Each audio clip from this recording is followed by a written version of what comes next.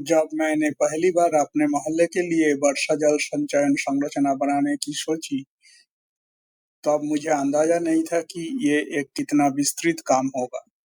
मेरा उद्देश्य एक ऐसा समाधान बनाना था जो सिर्फ तत्काल पानी की जरूरतों को पूरा न करे, बल्कि हमारे संसाधनों का टिकाऊ ढंग से प्रबंधित करने की सामूहिक क्षमता को भी मजबूत करे। सबसे पहला कदम था एक पूरा प्रारंभिक सर्वे करना, यानी कि सर्वेक्षण करना। मैंने प्रशासनिक जानकारी जुटाई, उपलब्ध छतों को आकार को मापा और सतह की प्रकृति का दस्तावेज तैयार किया।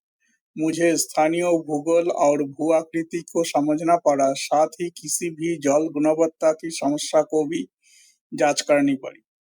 क्षेत्रों में पानी के पीने की मांग ने योजना को दिशा तय की। एक मोबाइल ऐप के मदद से मैंने निर्देशांक, जल की मात्रा और भू आकृतिक जोन की जानकारी एकत्र की, जिसमें भूवन मानचित्रों और हाइड्रोजियोमॉर्फोलॉजी मैप का उपयोग किया गया। भूमि की स्थिति समझ लेने के बाद मैंने डिजाइन और अनुमान का काम शुरू किया।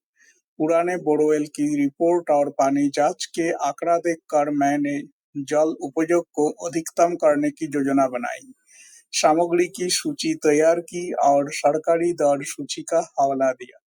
मुझे ये समझ में आया कि हर इमारत के लिए अलग आकार के टैंक की जरूरत है। छत के कुल क्षेत्रफल, स्थानीय औसत वर्षा और छत की सामग्री के आधार पर रन-ऑफ गुणांक से मैंने रिचार्ज क्षमता की गणना की। एक आसान सूत्र ने टैंक की मात्रा छत के कुल क्षेत्रफल के 20% को बराबर बताया। टैंक की ऊंचाई कम से कम 9 फीट रखनी पड़ी, इसके लिए मैंने उसी अनुसार आकार समायोजित किया। फिर निर्माण का समय आया। हमने एक मौजूदा कुएं से ऊपर की दिशा में एक जगह चुनी ताकि रिचार्ज प्रभाव को समझा जा सके। मिट्टी के खुदाई के साथ और मशीन दोनों के साथ ही हुई। गड्ढे के नींव में लगभग 4 फीट की गहराई तक रेत, कंकर और पत्थरों की परतें डाली गई ताकि प्राकृतिक छानने की व्यवस्था हो सके। गड्ढे की दीवार गिरने से रोकने के लिए 5 फीट की गहराई तक ईंटों की दीवार बनाई गई।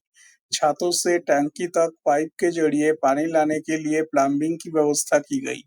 बोरवेल के पास एक वाल्व लगाया गया जिससे पहली बारिश का गंदा पानी बाहर निकाला जा सके।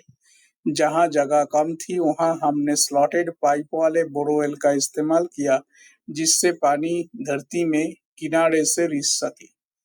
संरचना को समुदाय को सौंपने से पहले मैंने एक ट्रायल रन की निगरानी की। पहली बारिश में हमने आरओ पानी डालकर प्रणाली की जांच की। मैंने हर चरण में समय सीमा, संशोधनों का उपयोग और मजदूरी का हिसाब रखा, क्योंकि सफल जल प्रबंधन सिर्फ डिजाइन से नहीं बल्कि सही संचालन से भी जुड़ा होता है। परिचालन और रखरखाव को भी योजना का हिस्सा था। हमने एक स्थानीय व्यक्ति को इसका जिम्मेदार बनाया और जरूरी प्रक्रियाएं तय की। पहली बारिश का फ्लैश बहुत जरूरी होता है। हमने केयरटेकर को सेंसर से बहाव दर मापने, लीकेज को जांच करने और ओवरफ्लो को रोकने की ट्रेनिंग दी। समुदाय को भी रुकावटों को पहचानने और साफ सफाई में मदद करने के लिए प्रशिक्षित किया गया। हमने सौंदर्य के लिए टंकी पर एक पारदर्शी सिरामिक कवर भी आजमाया। तकनीकी ने नए संभावनाएं दी है। अब हम बोरहोल कैमरा लगाने की सोच रहे हैं, जिससे जमीन के नीचे पानी को प्रवाह को देखा जा सके। इसे एक IoT डैशबोर्ड से जोड़ा जा सकता है, जिससे रियल टाइम डेटा मिल सके।